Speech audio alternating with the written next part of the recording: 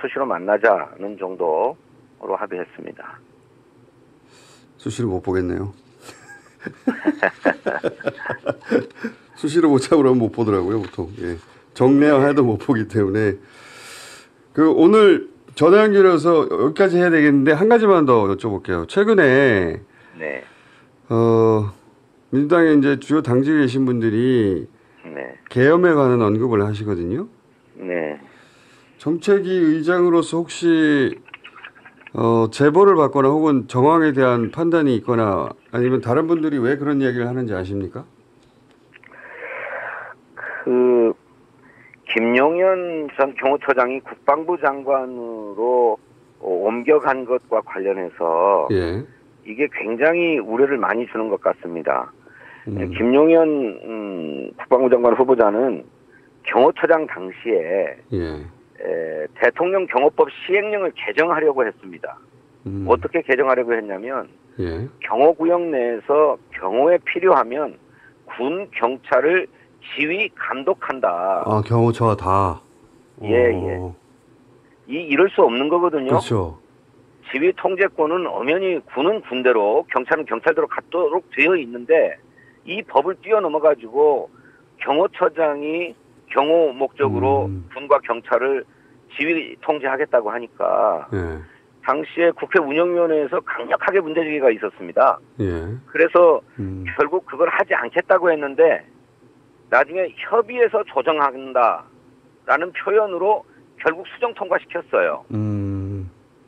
그러고 이런 분이 대통령의 뭐 충암고 선배라는 것 아닙니까? 1년 선배. 네, 1년 선배라고. 그런데 군의 충암고 인맥들이 정보 라인에 다 요직에 박혀 있지 않아요. 그렇더군요. 그렇고 계엄법에 따르면 계엄 선포는 대통령이 하지만 그걸 건의하는 것은 국방부 장관과 행정안전부 장관이 합니다. 그렇죠. 그런데 국방부 장관도 충암고 라인이고 행정안전부 장관 이상민 장관도 충암고 라인 아닙니까? 그러니까 계엄을 한다고 할 때 두 핵심 장관들이 다 충암고 라인으로 되어 있고 네. 또 계엄을 실제로 진행하는 데 있어서는 정보 라인, 군사 정보 라인이 굉장히 중요한데 그렇죠. 방첩사령관, 777 정보사령관인가요? 예. 이런 데가 다 충암고 인맥이라는 것 아닙니까? 예. 그 우연찮게도 다 그래요, 지금 보니까. 하필이면. 그런데 그렇습니다. 그런데 전임 박근혜 정부 때 탄핵이 추진되던 당시에 실제로 계엄이 준비되고 개혁됐지 않았습니까? 문건이 나왔죠. 예. 문건이 나왔습니다. 심지어는 그 문건에 국회가 계엄을 해제할 것을 요구하면 해제해야 되기 때문에 국회의원들을 사전에 체포 구금하는 계획까지 다 작성되어 있었다. 그 문건 확인됐죠. 예. 그러니까 민주당으로서는 강한 경계심을 갖지 않을 수 없죠. 그때 처음 2016년에 계엄 얘기 추미애 대표가 했을 때 그때 처음 반응이 지금 반응과 비슷했는데 실제로 문건이 나중에 확인됐죠. 그렇습니다. 막 펄쩍펄쩍 뛰면서 그런 것 없다 그러고 근거 대라 그러고 그렇습니다. 당시에도. 그랬었습니다. 그랬었는데 결국은 이제 한 1년 반, 2년 후에 그게 구체적으로 확인이 됐는데 지금도 그때 뭐 전례가 있으니까요. 그런 경계심을 가지는 것이고 그리고 관련 제보도 또 있나 봐요.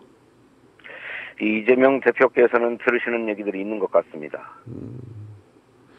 그러니까요. 그렇게 절대 돼서는 안 되겠습니다만은 1%의 가능성이라도 있으면 경고해야 되는 사안이죠. 물론입니다. 물론입니다. 의장님 오셨으면은 이 스튜디오에서 재밌게 얘기했을 텐데 전화라서 이제 끊어버려야 되겠습니다. 열심히 가고 있는데 오늘따라 이상하게 길이 많이 막히네요.